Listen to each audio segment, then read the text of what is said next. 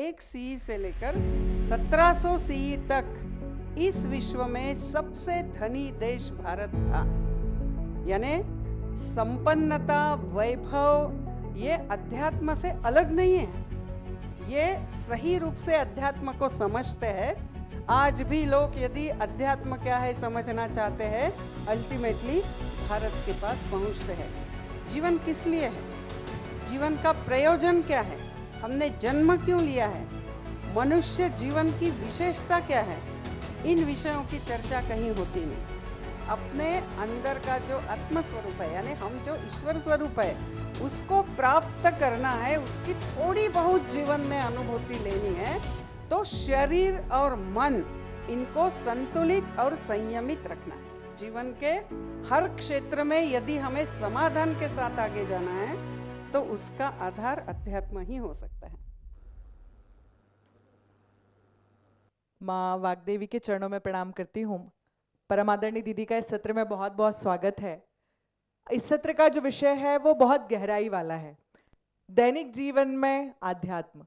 तो मैं दीदी, सबसे पहले आपका लगातार भारत के अलावा भी अन्य देशों में प्रवास होता है, आध्यात्म क्या है और गृहस्थ जीवन में भौतिक उन्नति और आध्यात्मिक उन्नति, इसमें से जो संशय हम सभी के मन में रहता है, कई बार ऐसा लगता है कि जीवन में बहुत आगे आगे स्वयं के लिए सब कुछ करना है, और कई बार ऐसा लगता है कि थोड़ा सा ठहरने की आवश्यकता है और कुछ विराम लेना चाहिए।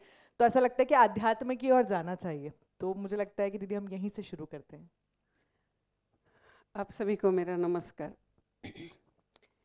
जब हम अध्यात्म कहते हैं, हमारे मन में कुछ ऐसे चित्र आते हैं कि अध्यात्म यानी एक तो जो बहुत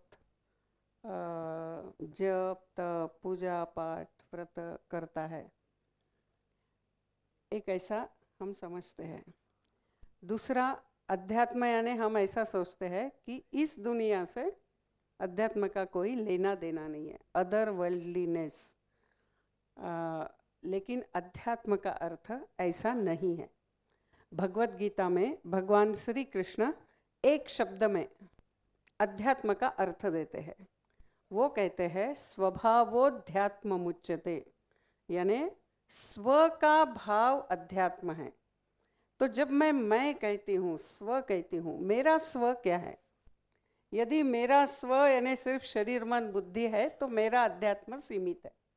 यदि मेरा स्व का दायरा ये परिवार को व्याप्त करता है, समाज को व्याप्त करता है, पूरे राष्ट्र सृष्टि को करता है, तो मेरा अध्यात्म का दायरा बृहत है। जो हम श्लोक गाते हैं ना, अखंड मंडलाकारम व्याप्तम येन चराचरम तत्पदम दर्शितम येन तस्मै श्री गुरवे नमः। यानी मैं समझती थी कि मैं यानी शरीर मन बुद्धि, लेकिन मुझे ऐसे गुरु मिले, उन्होंने बताया शरीर मन बुद्धि तो मेरे साधन है, और यह जो चराचर अखंड मंडलाकारम यानी मनुष्य का ही विकसित स्वरूप परिवार, परिवार का विस्तारित स्वरूप समाज, समाज का और विस्तारित स्वरूप राष्ट्र, उसका और विस्तारित स्वरूप यह पूर्ण अस्तित्व सृष्टि, तो इसको अखंड मंडलाकारम व्याप्तम येन चराचरम, इस पूरे चराचर को व्याप्त करने वाली जो आत्मचेतना है वह मेरा स्वरूप है। ये जिस गुरु ने मुझे बताया उसको नमस्कार। यदि ऐसे अध्यात्म की परिभाषा को हम समझते हैं तो जीवन का ऐसा कोई भी अंग नहीं है, क्षेत्र नहीं है जो अध्यात्म से परे हो सकता है, ऐसा नहीं है। और इसीलिए भौतिक जीवन यदि हम एक समाधान के साथ, एक ठहराव के साथ, एक स्थैर्य के साथ, एक शांति के साथ, भौतिक संपन्नता भी चाहिए लेकिन आंतरिक समाधान भी चाहिए, ऐसा दोनों यदि हम चाहते हैं तो अध्यात्म आवश्यक है। यानी अध्यात्म के कारण ही यह संभव है, और भारत राष्ट्र इसका उदाहरण है। हम सब जानते हैं, एंगस मैडिसन ने पूरा रिसर्च किया, और उस रिसर्च में उन्होंने ये सिद्ध किया कि 1 CE से लेकर, यानी कॉमन इरा, पहले जिसको एडी कहते थे, तो 1 ईस्वी सन कहते थे, तो 1 CE से लेकर 1700 CE तक इस विश्व में सबसे धनी देश भारत था। यानी संपन्नता, वैभव ये अध्यात्म से अलग नहीं है। ये सही रूप से अध्यात्म को समझते हैं तो एक सस्टेनेबल संपन्नता, वैभव राष्ट्र का रह सकता है। इसका उदाहरण भारत है। और भारत पहले भी आध्यात्मिक देश रहा है, आज भी है। आज भी लोग यदि अध्यात्म क्या है समझना चाहते हैं, अल्टीमेटली भारत के पास पहुंचते हैं। हम अमृतानंदमयी माँ के आश्रम में जाते हैं, वहाँ इतने सारे विदेशों से आए हुए लोग हैं जो केवल भारत का अध्यात्म समझने आते हैं। इसीलिए भौतिक संपन्नता और अध्यात्म ये अलग अलग नहीं है। जीवन के हर क्षेत्र में यदि हमें समाधान के साथ आगे जाना है तो उसका आधार अध्यात्म ही हो सकता है। जी दीदी, मुझे लगता है कि जिस प्रकार से हम भारतीय परिवार व्यवस्था की जब बात करते हैं, वर्तमान में ऐसा ध्यान में आ रहा है कि सांस्कृतिक विकृतीकरण लगातार पैर पसार रहा है। भारतीय परिवार व्यवस्था जो है उसमें आध्यात्मिकता का कितना महत्व है? वैसे अभी जो हमने अध्यात्म का जो भगवान श्री कृष्ण ने बताई हुई परिभाषा है और सही वही अर्थ है। अध्यात्म यानी क्या? आत्मीयता का दायरा बढ़ाना। ये छोटे मैं को भूलते हुए उसको जो हमने सीमित करके रखा है शरीर मन बुद्धि तक, उस सीमाओं को तोड़कर पूरे चराचर के प्रति आत्मीयता की भावना बढ़ाना। ये जो अर्थ है, ये अर्थ अपना जो सांस्कृतिक धरोहर के साथ परिवार व्यवस्था है उसमें ये बच्चों को अपने आप सिखाई जाती थी, जाती है यानी पहले भी जाती थी, आज भी काफ़ी हद तक जाती है। हम छोटे बच्चों को सिखाते हैं, किसी को पाँव लग गया तो क्षमा मांगो, ये नदी भी माँ है, पृथ्वी भी माँ है, यानी सर्वत्र ईश्वर है, सर्वत्र वही चैतन्य है। इसके जो मूल्य है, ये जो जीवन दर्शन है, एकात्म जीवन दर्शन, और उससे आए हुए जो मूल्य है वो परिवारों में सिखाए ही जाते हैं। सिर्फ एक बात क्या हुई कि अपने देश में सतत आक्रमण होने के कारण हमें तो जिज़या टैक्स देते हुए मंदिर में जाना है, या मंदिर टूट गए तो कभी घर में ही सब पूजा पाठ करना है, या एक जगह से दूसरे जगह चले जाना है यदि अपने स्वत्व की रक्षा करना है। तो ऐसा जो सतत होने लगा उसके कारण परिवार का संरक्षण इसमें हम ज़्यादा केंद्रित हुए तो कहीं ना कहीं समाज बोध, राष्ट्र बोध कम हो गया और उतने हद तक हम अध्यात्म में कम हो गए।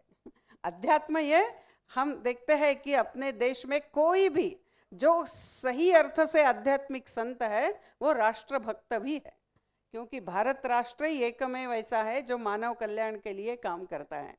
इसीलिए आत्मीयता का दायरा पूरे अस्तित्व तक होता है तो यह राष्ट्र का पुनरुत्थान आवश्यक है।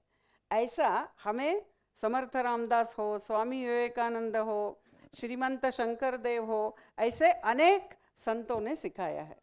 इसीलिए आज अपने परिवारों में हमें सांस्कृतिक मूल्य या ये एकात्म जीवन दृष्टि तो दी जाती है, लेकिन उसकी जो व्यावहारिकता है कि समाज के प्रति निस्वार्थ भाव से तन मन धन देकर थोड़ा थोड़ा क्यों ना हो कार्य करना, या राष्ट्र के पुनरुत्थान के लिए कार्य करना, और अपने अंदर का जो आत्म स्वरूप है यानी हम जो ईश्वर स्वरूप है उसको प्राप्त करना है, उसकी थोड़ी बहुत जीवन में अनुभूति लेनी है, तो शरीर और मन इनको संतुलित और संयमित रखना।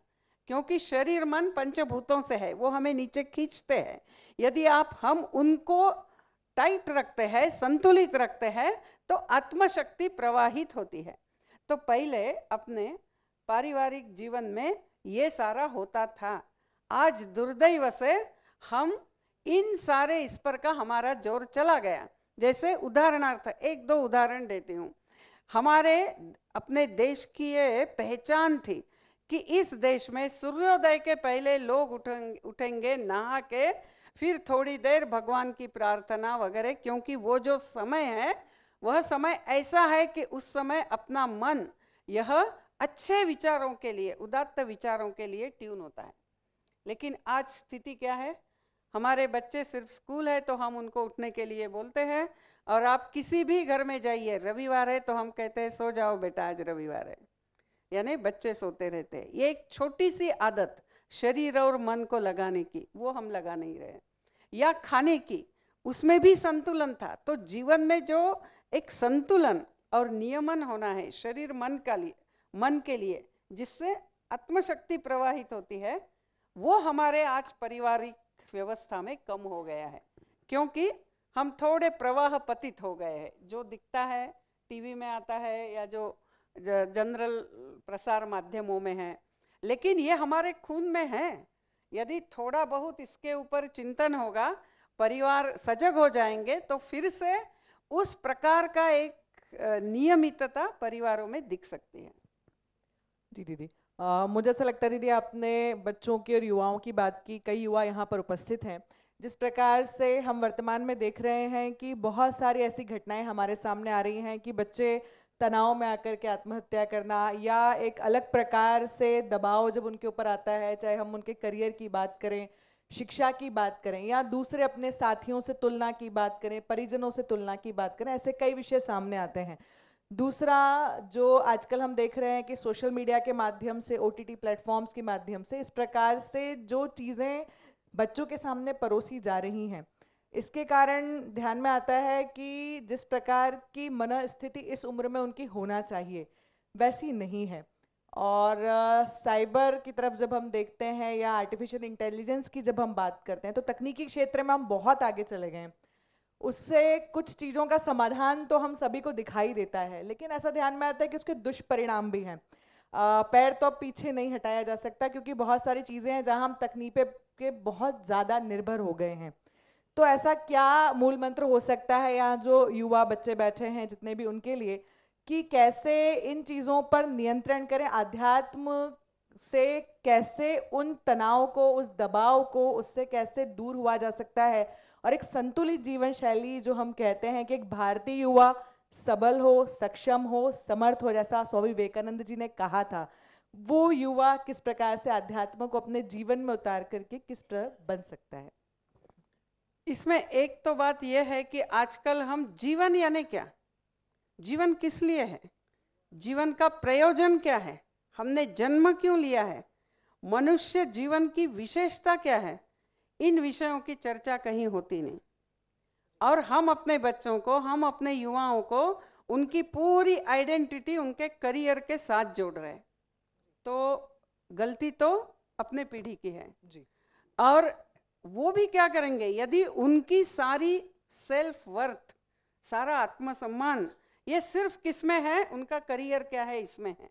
ऐसा प्रेशर यदि हम डाल रहे तो नेचुरली करियर को लेकर यदि वो सफल नहीं हो पा रहे, जिस करियर में माँ पिता वो जाए चाहते हैं वो नहीं जा पा रहे, तो वो ये खुदकुशी वगैरह ये ऑप्शन में जाते हैं। माँ पिता का प्रेशर नहीं है, फिर भी समाज में जिस प्रकार से आज मनुष्य जीवन का प्रयोजन क्या है, यानी आज मैं करके, यानी मेरे अंदर जो अच्छाई है, जो विशेषता है, उसका प्रगटीकरण मैं मेरे प्रकार से करूं, यानी इन माय ओन वे मैं कर सकूं। ऐसा स्वातंत्र्य, ऐसा एक खुला वातावरण परिवार में भी होना है, समाज में भी होना है, लेकिन वो दिखता नहीं है और इसीलिए वो प्रेशर में आते हैं। ये एक बात है। दूसरा आपने जो बताया कि और इसीलिए अपने घरों में, अपने संगठनों में, अपने प्रसार माध्यमों में कभी कभी ये जीवन क्या है इसकी चर्चा होनी है। एक यानी जीवन का प्रयोजन क्या है इसकी चर्चा होनी है। मैं एक छोटा सा उदाहरण बताती हूँ।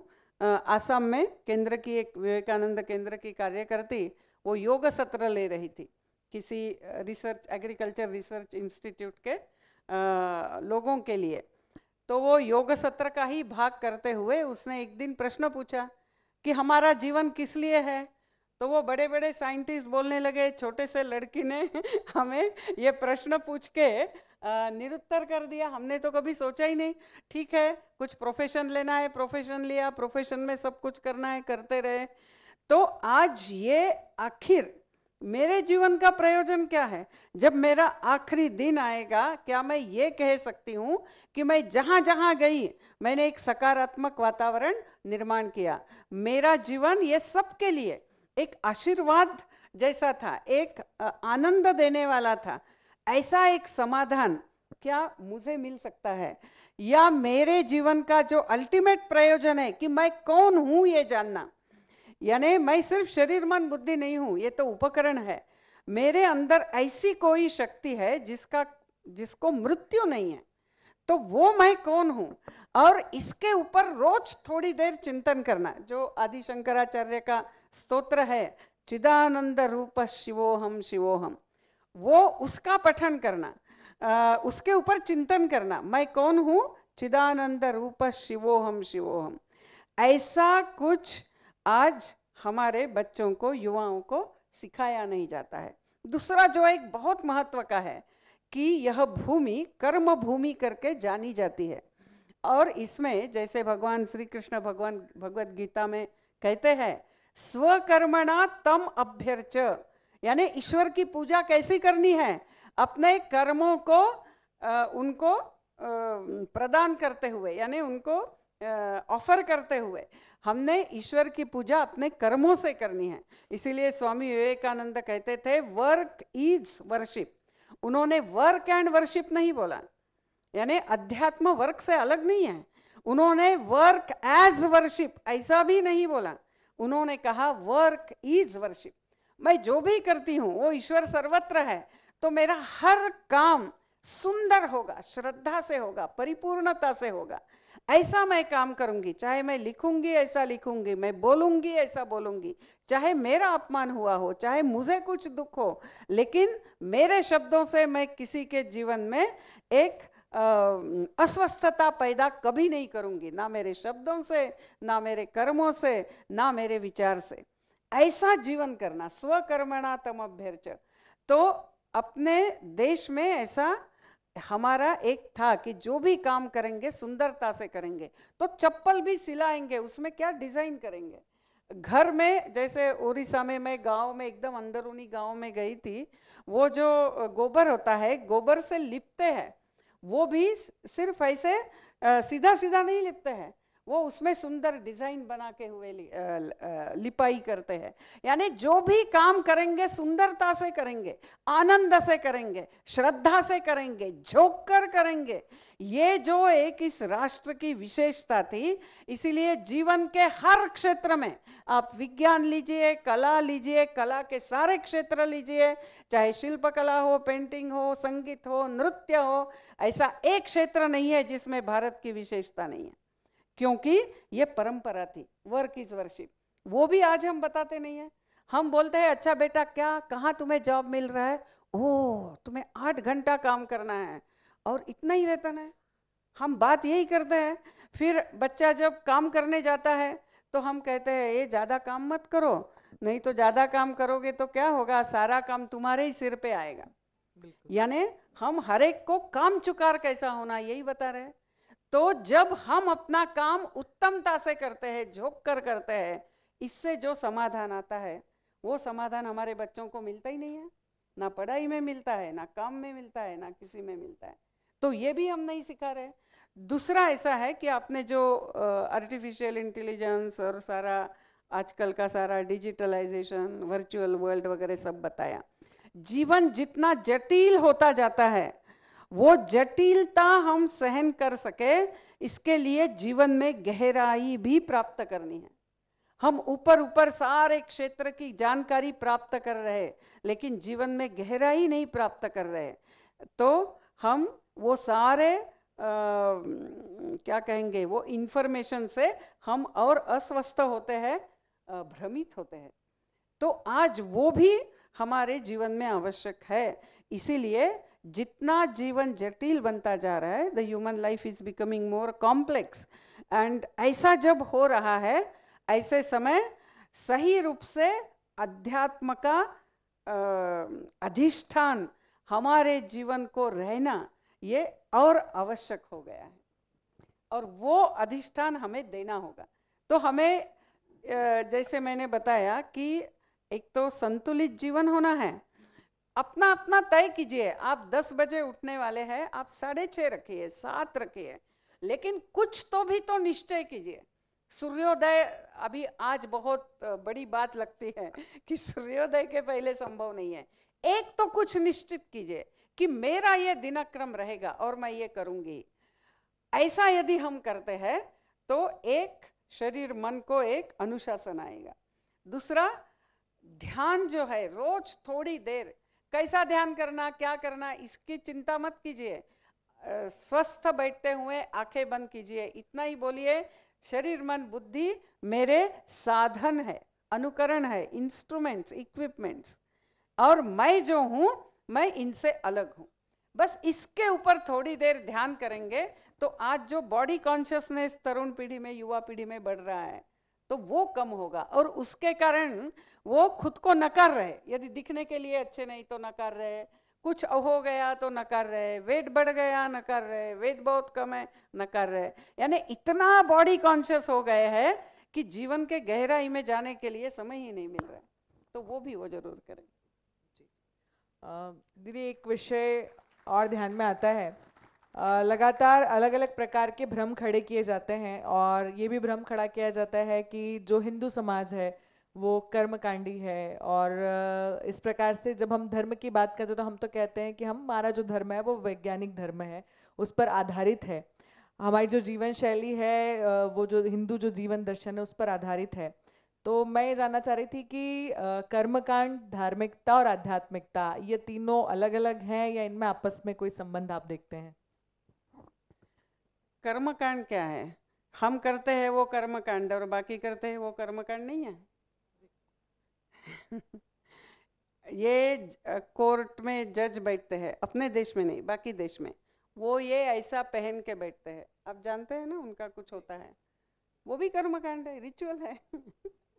तो इसीलिए कर्मकांड कर्मकांड ऐसा नहीं है, ये सारे जीवन के नियम है, कुछ नॉर्म्स है, हर एक के अपने अलग अलग हो सकते हैं। प्रश्न वो नहीं है, प्रश्न ये है कि आपके जीवन में ऐसे कोई नीति नियम है या नहीं। आपको पूजा पाठ अच्छा नहीं लगता है, मत कीजिए। किसी को अच्छा लगता है, उपहास मत कीजिए। वो उस पूजा पाठ व्रत से वो खुद को कुछ नियम अनुशासन लगाने का प्रयास कर रहे हैं। लेकिन यदि मैं जो कर रही हूं, मैं व्रत कर रही हूं, यानी मैं खाना नहीं खाऊंगी, ठीक है, लेकिन मैं खाना नहीं खाऊंगी तो दूसरे अनेक हजार बातें खाऊंगी, तो ये व्रत नहीं है। युवा पीढ़ी वो दिखती है और वो कहती है ये तो सारा ढोंग है उनका, चेंज ऑफ फूड इज व्रत, ये क्या व्रत है? ऐसा भी हो जाता है। या मैं कहती हूँ मेरा आज व्रत है, मैं खाना नहीं खाऊंगी, और दूसरा कोई खाना लेकर मेरे सामने आता है तो मैं कहती हूँ मेरा व्रत है, इधर चले जाओ। यानी मैं वो सहन नहीं कर सकती, खाना सामने दिख रहा है। यानी आज हम जो कर रहे हैं उसमें ढोंग कितना है, उसमें प्रामाणिकता कितनी है, प्रश्न वो है। आप करें जो भी है, आप आपके नियम बनाएं। हिंदू धर्म जैसा ब्रॉड कैनवास देने वाली और कोई संस्कृति इस दुनिया में नहीं है। तो आप तय कीजिए, आपका भगवान के ऊपर विश्वास नहीं, मत कीजिए विश्वास। आपको मंदिर में नहीं जाना है, मत जाइए। पूजा नहीं करनी है, मत कीजिए। लेकिन आपके जीवन के नियम क्या है? मैं रोज कम से कम 5 विद्यार्थियों को कुछ पढ़ाऊंगी, ये नियम कीजिए। मैं रोज आधा घंटा या 1 घंटा मैं कुछ अच्छा स्वाध्याय करूंगी, नियम कीजिए। अब पूजा मत कीजिए, ये नियम कीजिए। यानी ये जो आलसी है, जिनको कुछ करना नहीं है, अरे मैं ये कर्म कांड करता नहीं हूं, मैं ना थोड़ा क्या हूं, थोड़ा उच्च स्तर का आध्यात्मिक व्यक्ति हूं। यानी क्या, मैं कुछ भी नहीं करूंगा, मैं तो उनसे भी बदतर हूं। वो कुछ तो भी तो कर रहे हैं और मैं खुद को कर्म कांड में मैं नहीं पढ़ती। अरे लेकिन मेरे कुछ नीति नियम है क्या? मेरे कुछ श्रद्धा स्थान है क्या कि जिसको पकड़कर मैं रहूंगी ही रहूंगी? तो यह महत्व का है। जीवन चाहे कोई भी हो। और जैसा मैंने बोला ब्रॉड स्पेक्ट्रम है, हम अपने स्वभाव के अनुसार तय कीजिए, लेकिन उसको पकड़ के रखिए। ऐसे ही मन की शक्ति विकसित होती है, संकल्प शक्ति विकसित होती है। मैं जो सोचती हूँ वो कर सकती हूँ, मैंने ये तय किया, करके दिखाया, ऐसा मेरा व्यक्तिमत्व बनना है। कैसे बनेगा? मैंने कुछ नीति नियम तय किए हैं, मेरा दिनक्रम ऐसा होगा, दिनचर्या ऐसी होगी, मैं ये करूंगी, मेरे स्वभाव के अनुसार मैंने तय किया है, और वो मैं प्रामाणिकता से, किसी को दिखाने के लिए नहीं, करके ही रहूंगी। मैं जब कर रही हूं, इधर मोबाइल भी देख रही हूं, और कोई आता है तो तुरंत आंख बंद करती हूँ, ये ढोंग है सारा। यानी हम खुद के साथ प्रामाणिक हो, जो भी करते हैं, चाहे हम सामाजिक कार्य कर रहे हैं, तो अध्यात्म का पहला आधार सत्य है, प्रामाणिकता है, शुचिता है, करुणा है और तप है। यानी हम कितना प्रयासों की पराकाष्ठा करते हैं, तो ये होना है। चाहे आप उसको कर्मकांड बोलिए, मुझे ज़्यादा बहुत इसमें कर्मकांड है, यदि आप ढोंग करके कर रहे हैं तो फिर वो कांड हो जाता है नहीं तो वो कांड नहीं है, वो जीवन के नीति नियम है। और अध्यात्म, और आपने धार्मिकता शब्द का उपयोग किया, लेकिन अपने यहाँ धर्म और अध्यात्म बहुत अलग अलग नहीं है। अध्यात्म में यदि हम बहुत प्रयास करते करते संन्यास की तरफ जाते हैं, तो शायद संन्यास धर्म में कुछ दायित्व रहते हैं, यानी जो कर्तव्य होते हैं, लेकिन धर्म में हम सबके ही कर्तव्य होते हैं। जैसे थोड़े में बताना, तो जैसा शुरू में मैंने बताया कि अखंड मंडलाकारम व्याप्तम येन चराचरम, यानी मेरा ही विस्तारित स्वरूप परिवार है, परिवार का विस्तारित स्वरूप समाज है, राष्ट्र है, सृष्टि है। यानी मैं सृष्टि, राष्ट्र, समाज, परिवार, इसकी मैं अंग हूँ, या मेरी संस्था, मेरा संगठन, इसकी मैं अंग हूँ। अंग होने के नाते मेरा उसके प्रति कुछ कर्तव्य है, उस कर्तव्य को निभाना ये भी धर्म में आता है। आधार आत्मीयता ही है, जैसे अध्यात्म में आधार आत्मीयता है, इसमें भी आधार आत्मीयता है। अभी जैसे उदाहरणार्थ कि मेरा विस्तारित स्वरूप क्यों परिवार है, समाज है, राष्ट्र है, तो जैसे उदाहरण देना है तो ये उंगली है, ये उंगली का विस्तारित स्वरूप ये हथेली है। अभी क्यों इस उंगली का विस्तारित स्वरूप हथेली है? क्योंकि इस हथेली के बिना इस उंगली का कोई प्रयोजन नहीं है। ये उंगली यदि हथेली से अलग है तो ये कुछ नहीं कर सकेगी, इसीलिए इसका विस्तारित स्वरूप परिवार है, हथेली है। हथेली का विस्तारित स्वरूप पूरा हाथ है, हाथ का विस्तारित स्वरूप पूरा शरीर है। उसी प्रकार व्यक्ति का विस्तारित स्वरूप परिवार है, परिवार का विस्तारित स्वरूप समाज है, राष्ट्र है और सृष्टि है। यदि ये हाथ कहता है कि मैं, ये बहुत अन्याय है, यानी काम तो सारा मैं ही करता हूँ, है ना, खाना भी है मैं उठा के मुंह में डालता हूँ, फिर से उठाता हूँ, फिर से मुंह में डालता हूँ, चाय का कप पूरा उठा के मुंह में लगाता हूँ, लेकिन रुचि किसको मिलती है? मुंह को मिलती है, जीभ को मिलती है। खाना किसको मिलता है? पेट को मिलता है। और काम किसने करना है? मैंने करना है। ये तो अन्याय है, और इसीलिए मैं ये नहीं करूंगी। ऐसा ये हाथ व्यक्तिवादी हो जाता है, स्वार्थी होता है, सिर्फ खुद का विचार करता है और काम नहीं करेगा तो मैं शरीर का पोषण नहीं करूँ, मैं शरीर खाना नहीं खिलाऊंगी। यदि इसको चाय पीना है, जाए डायरेक्टली ग्लास में या थाली में, और शरीर को साफ भी नहीं करूंगी, शरीर खुद को साफ कर ले। ऐसा होगा तो जैसे शरीर दुर्बल होगा वैसे हाथ भी कुछ नहीं कर सकेगा। उसी प्रकार यदि धर्म ये समाज का, राष्ट्र का, पूरे मानव समाज इस सृष्टि का आधार है, यानी मेरा कर्तव्य है परिवार, समाज, राष्ट्र और सृष्टि के प्रति। हर कोई स्वार्थी होगा, व्यक्तिवादी होगा और काम नहीं करेगा तो क्या होगा?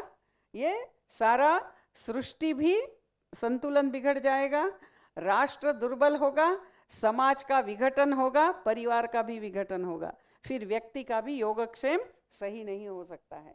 और इसीलिए धर्म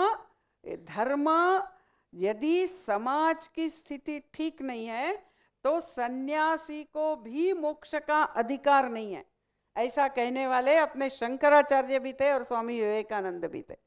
तो इसीलिए हम सब तो सन्यासी नहीं है, हम सबका कर्तव्य है, अपने परिवार के प्रति है, समाज के प्रति है, राष्ट्र के प्रति है। हम ऐसा नहीं कह सकते हैं इस जन्म में परिवार का विचार, अगले जन्म में समाज का विचार, ऐसा नहीं हो सकता है, क्योंकि मैं इसी जन्म में इन सब का अंग हूं। तो धर्म में ये कर्तव्य निष्ठा बहुत महत्व की है, और उसमें भी यदि दो कर्तव्यों में संघर्ष होता है तो बड़ी इकाई के लिए छोटी इकाई के हित का त्याग करना, ये भी उसमें निहित है।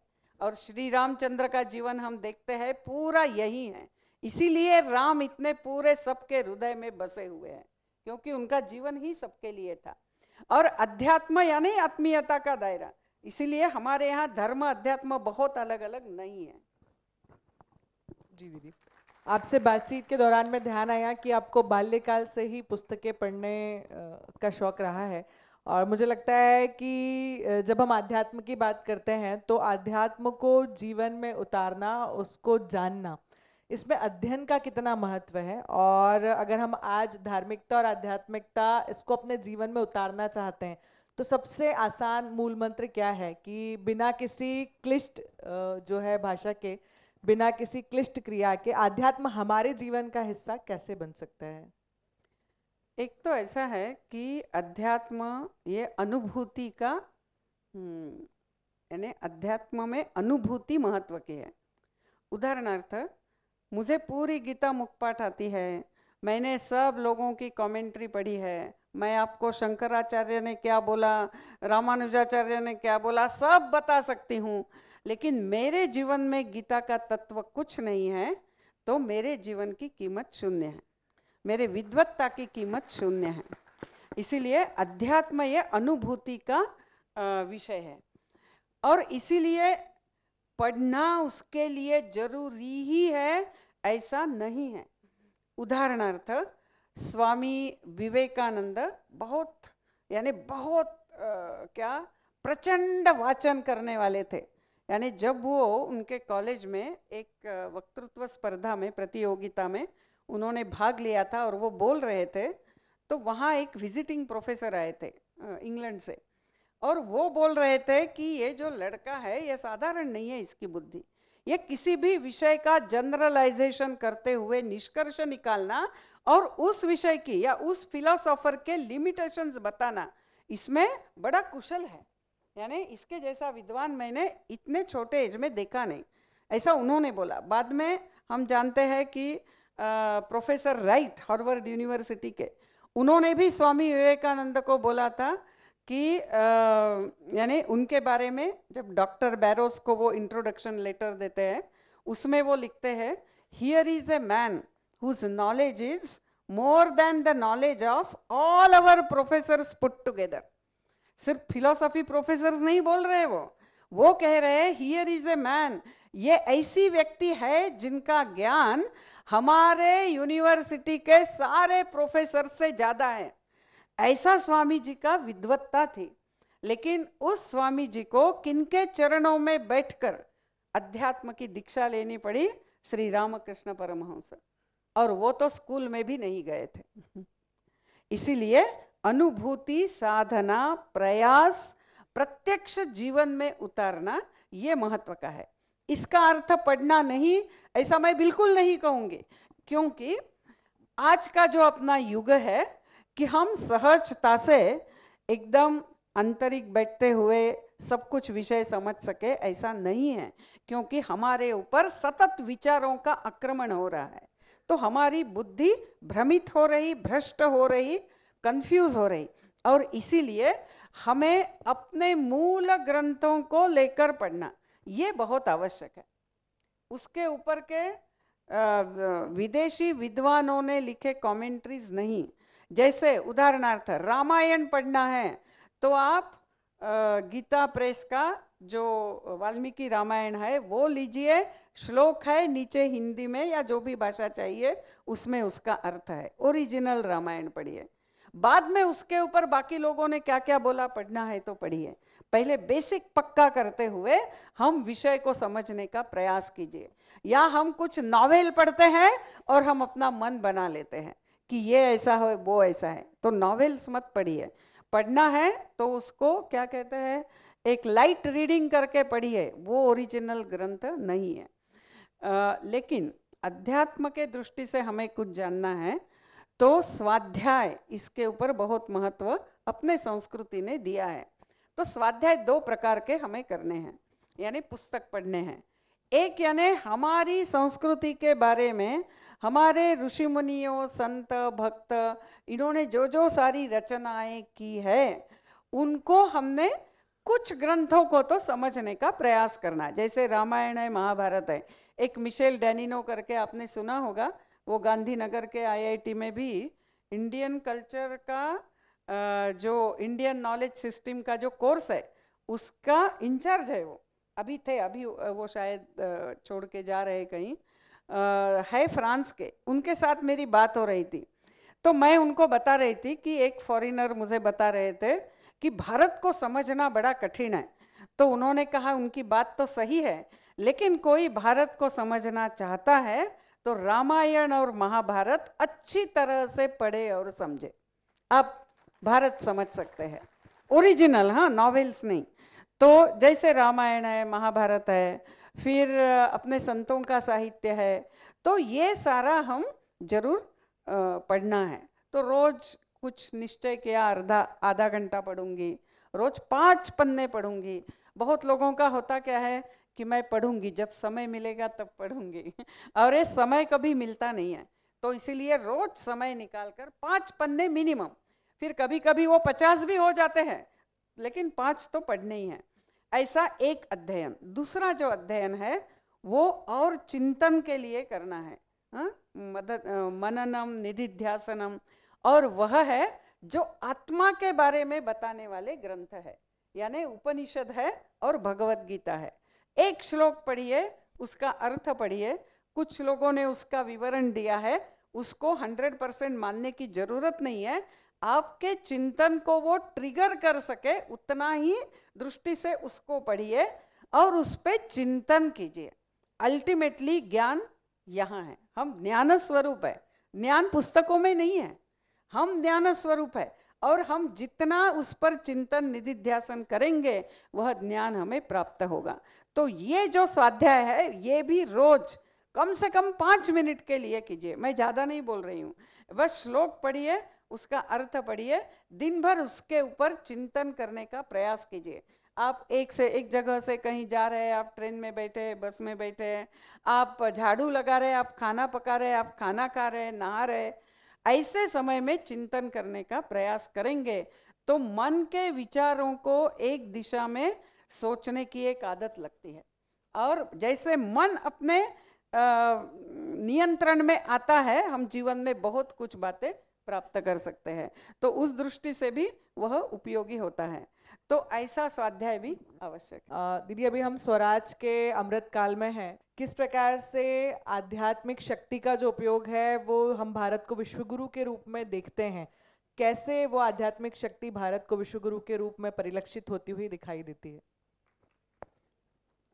देखिए, आज हम मानव समाज देखते हैं, बाकी पूरे दुनिया में उनकी समस्याएं क्या क्या है। एक है विघटन, कम्युनिटीज का विघटन तो कब का हो गया। एक बार कन्याकुमारी में शिविर चल रहा था विदेशियों का यानी बाहर से आए हुए, उसमें मैंने भारतीय संस्कृति के ऊपर कुछ सत्र लिए, बाद में प्रश्नोत्तर का सेशन था। जब मैंने प्रश्नोत्तर के लिए प्रश्न पूछ सकते हैं बोला, तो पहला प्रश्न आया कि जैसी आपकी कम्युनिटीज है, यानी जाति जनजाति, वैसी हमारी कैसे वापस आ सकती है, ये उनका प्रश्न था। जब उन्होंने ये प्रश्न पूछा तो दूसरे ने उनको काट दिया।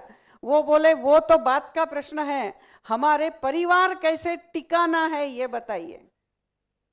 तो विघटन ये पहली समस्या है। और ये विघटन सिर्फ समाज और परिवार तक नहीं आया है, वो अंदर तक आया है, मनुष्य के अंदर। शरीर मन बुद्धि भी एक साथ नहीं रह सकते हैं। मैं एक संकल्प करती हूँ, मेरा शरीर मानता नहीं है, मेरा शरीर थक गया है, मन उसको सोने नहीं देता है, नींद की गोलियां खा के सोना पड़ता है, ऐसा विघटन हो रहा है। तो इन सब का जो एक उनको इंटीग्रेट करना, उनका समन्वय करना, उनको एकात्म करना, ये जो है ये अध्यात्म से ही संभव है, ये योग से ही संभव है। तो इसीलिए विघटन एक समस्या है। दूसरी समस्या है कि जीवन में एक अर्थहीनता लोगों को लग रही है कि जीना किस लिए है। पहले तो ऐसा था कि धन कमाना है, अभी बहुत धनी घर में जन्म लिया, अभी क्या करना है, जीवन में करना क्या है। So life is something meaninglessness, ऐसा वो दाना जोहर और इयान मार्शल का एक पुस्तक है, बड़ा इंटरेस्टिंग पुस्तक है, एस्क्यू द अल्टीमेट इंटेलिजेंस। वो कहते हैं कि पहले हमें लगता था कि आईक्यू अच्छा है तो व्यक्ति बहुत अच्छा सीईओ हो सकता है, फिर ध्यान में आया नहीं, उसको खुद को भी संभालना आना है, इसीलिए ईक्यू यानी इमोशनल इंटेलिजेंस भी चाहिए। फिर बाद में ध्यान में आया सिर्फ आईक्यू ईक्यू नहीं, उनका एसक्यू यानी स्पिरिचुअल क्वोशंट भी अच्छा होना है।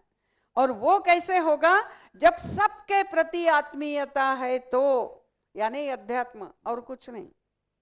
तो ये अध्यात्म का बेसिस है, हम बहुत अच्छे यानी मैनेजमेंट का काम भी कर सकते हैं। तो उस पुस्तक में वो लिखते हैं दोनों ऑथर्स कि आज मनुष्य जीवन की समस्या है कि जीना किस लिए है। उसका जवाब फिर से अपना भारतीय संस्कृति, अपना राष्ट्र ही दे सकता है, ये एक समस्या है। तीसरी समस्या है पर्यावरण की रक्षा। ये पर्यावरण की रक्षा, जब मैं पर्यावरण का अंग हूं, ये मेरा विस्तृत स्वरूप है, ये भाव प्रतिष्ठित होगा, वो व्यवहार में आएगा तभी संभव है। और ये इस राष्ट्र ने हजारों बरस किया है। हमारी जनसंख्या हमेशा बहुत रही थी, लेकिन हमने कभी निसर्ग को नष्ट नहीं किया, क्योंकि हमारी जीवन पद्धति निसर्ग के साथ जाने वाली थी। दुर्दैव से आज वो हमारे चेतना से चला गया। हम जाके नदी की पूजा करेंगे, लेकिन क्या करते हैं, पूजा करते हैं, फूल चढ़ाते हैं, और बाद में जिस प्लास्टिक में फूल को लेकर आए वही उधर फेंक देते हैं।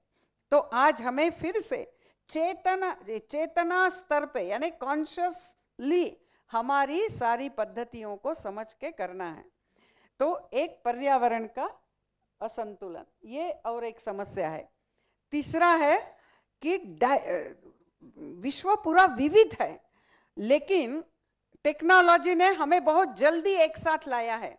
लेकिन टेक्नोलॉजी तो एक साथ लाती है, लेकिन जब तक हमें एक दूसरों को स्वीकारने का तत्व ज्ञान हमारे पास नहीं है, हम जितना पास में आएंगे उतना हम एक दूसरों के प्रति ज़्यादा संशयी बनेंगे। और ऐसा ही हो रहा है पूरे दुनिया में। इसीलिए रेडिकलाइजेशन बढ़ रहा है, फैनेटिसिज्म बढ़ रहा है, फंडामेंटलिज्म बढ़ रहा है। तो इन सबको विविधता ये सृष्टि का नियम है, और उस विविधता की रक्षा केवल यह एकात्म जीवन दृष्टि आती है तो ही होती है, और ये तत्वज्ञान भी भारत ही दे सकता है। और इसीलिए ये सारे इसका जो उपाय है वो भारत के पास है। लेकिन अध्यात्म ये ऐसी बात है, ये मैथमेटिक्स, केमिस्ट्री, फिजिक्स जैसी नहीं है कि मैं फिजिक्स पढ़ा हूँ बाद में मैं कैसे भी जीवन जीऊँ, ऐसा मैं अध्यात्म पढ़ा नहीं सकती हूँ। अध्यात्म ये हमेशा अपने जीवन में हमने उतारा, इसके कारण वो संक्रमित होता है।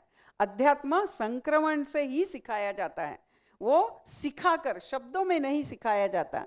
तो हमारे राष्ट्र में हमें ऐसे इसको जीवन में उतारते हुए, यानी उदाहरणार्थ देना है तो व्यक्तिवादिता यानी व्यक्ति का हित और समाज का हित, इन दोनों का समन्वय कैसा होता है। फिर वैभव संपन्नता और अध्यात्म यानी शांति, एक प्रकार का वैराग्य, निरीच्छ भाव, ये दोनों का समन्वय कैसा होता है, ये सारा यह भारत राष्ट्र ही सिखा सकता है। और ये हमें अपने जीवन में लाना होगा। आज सुदैव से ये बहुत बड़ा सकारात्मक वातावरण हमें मिल रहा है, लेकिन सिर्फ वातावरण मिलने के बाद यदि हमारा जीवन उसको प्रकटित नहीं करता है तो हम ये मौका चूक जाएंगे। और हमारे ऊपर आज एक वैश्विक दायित्व है। स्वामी विवेकानंद ने भी बताया था, up India, conquer the world with your spirituality और डाई। आप ही अध्यात्म से पूरे विश्व को मार्गदर्शन कर सकते हैं, नहीं तो हे भारत, तुम्हारे जीवन का प्रयोजन ही नहीं है। तुम्हारे जीवन का प्रयोजन ही पूरे मानव जाति का कल्याण करना है। और ऐसा करने का एक वातावरण, एक अवसर हम सबको प्राप्त हो रहा है। इसीलिए हमारा जीवन का अधिष्ठान आध्यात्मिक हो, हर क्षेत्र में वह आध्यात्मिकता रहे, हमारे जीवन में वो मूल्य रहे, ऐसा हम सबको प्रयास करना होगा। धन्यवाद दीदी।